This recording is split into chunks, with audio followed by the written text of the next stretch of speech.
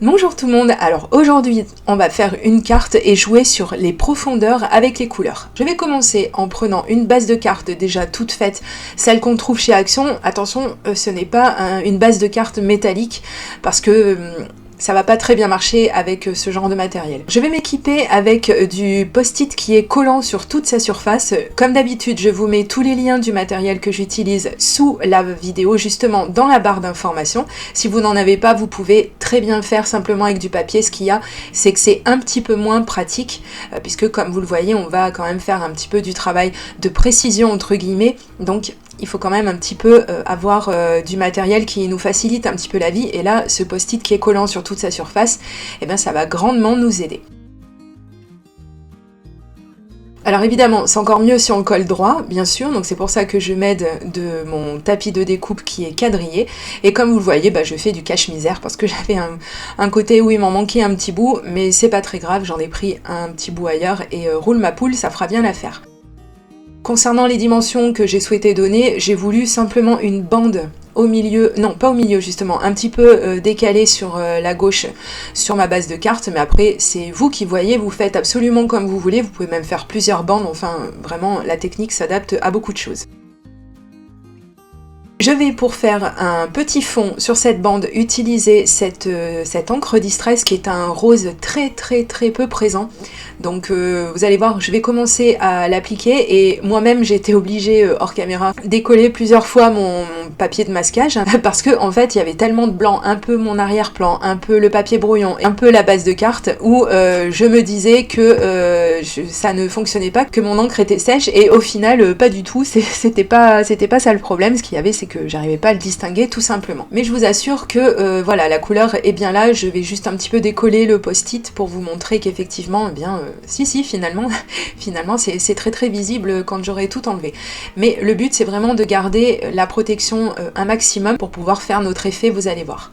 Ensuite vient le moment de faire des tamponnages. Alors je vais m'aider de ma stamp plateforme de chez Tonic Studio et comme vous pouvez le voir, j'ai tourné le couvercle puisque je vais utiliser des tampons mousse, des tampons qui sont un petit peu plus larges, donc du coup il faut inverser le sens du couvercle et ça, mais combien de fois j'ai oublié de le faire Mais bon, on peut tamponner quand même, j'ai une vidéo à ce sujet, je vous la mettrai dans la barre d'informations si ça vous intéresse, parce que des fois on peut pas se permettre de revenir dessus. Je vais sortir de cette vieille pochette, vous voyez, moi je perds pas de temps à faire des super pochettes de rangement pour tous mes tampons, parce que j'en ai tellement que je crois que j'arriverai à la retraite et j'aurai toujours pas terminé.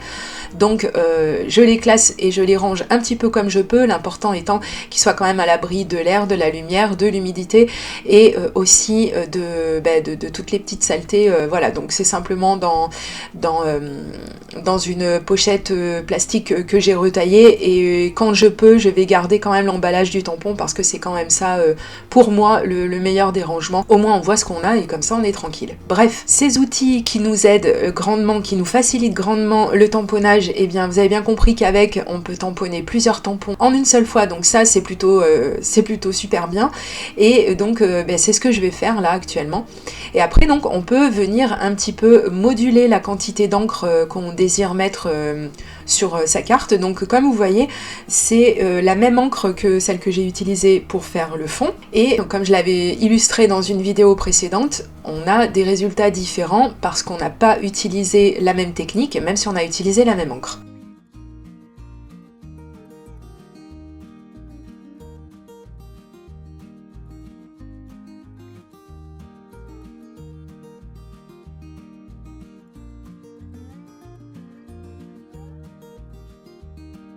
Ensuite, pour jouer un petit peu sur les profondeurs, et bim, l'encreur sur le... Ah oui, t'as eu de la chance, hein, parce que ça aurait pu te faire une belle trace et t'aurais eu tout à recommencer. Non mais je vous jure, il faut vraiment que j'arrête de travailler au-dessus de ce que je suis en train de faire, parce que un de ces quatre, ça me pend au nez que je vais faire une belle boulette. Bref, donc comme vous le voyez, j'ai voulu quand même toujours rester dans des résultats très soft. Alors, quand on tamponne avec plusieurs encres qui restent un petit peu dans la même couleur entre guillemets, mais avec des tonalités différentes, avec des teintes différentes, eh bien ça joue justement sur les profondeurs, c'est bien ce que je disais. Et après donc on peut venir rajouter des encres un petit peu plus foncées ou rajouter des encres un petit peu plus claires, ce qui aura pour effet de rapprocher ou de repousser le fond de notre carte en fait, et de donner cet effet un petit peu de relief. Moi là ici j'ai voulu carrément trancher et rajouter un petit peu de gris pour vraiment avoir cet effet, comme je viens de le dire, un petit peu tranché. Mais après vous pouvez très bien rester dans des camailleux de la couleur que vous avez utilisée, ça marche très très bien aussi. On joue simplement sur les teintes et sur l'intensité de celle-ci. Ensuite, simplement avec un bloc acrylique, j'ai voulu rajouter un petit détail, donc j'ai isolé un des tampons de ce tampon lui-même, et j'aurais pu faire ça encore plus proprement et éviter de peut-être me tromper. Donc là c'est pas arrivé, j'ai eu de la chance, mais il faut vraiment faire attention, et dans ces cas-là il faut prendre une petite feuille de brouillon pour cacher le reste du tampon. Ensuite vient le meilleur moment, bien sûr, c'est quand on enlève le masking tape, voilà, quand on enlève l'adhésif qu'on avait mis pour notre scotch de masquage tout simplement.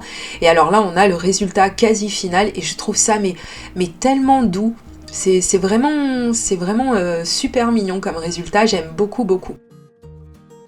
Ensuite, j'allais pas laisser ma carte comme ça, j'avais envie de mettre un sentiment dessus, et comme c'est une carte très simple, j'avais envie également d'avoir un texte qui soit lui aussi très simple. Donc j'ai sorti ma Big Shot et j'ai tout simplement pris du papier noir, une chute de papier noir, parce que comme ça on reste justement dans cette volonté de partir de couleurs très très claires pour aller vers des couleurs un petit peu moins claires et être un petit peu sur du gris clair lui aussi, voilà, pour jouer toujours sur les profondeurs, et terminer avec du noir, comme ça, voilà, on a vraiment tout un panel de teintes et de couleurs, et c'est vraiment super sympa.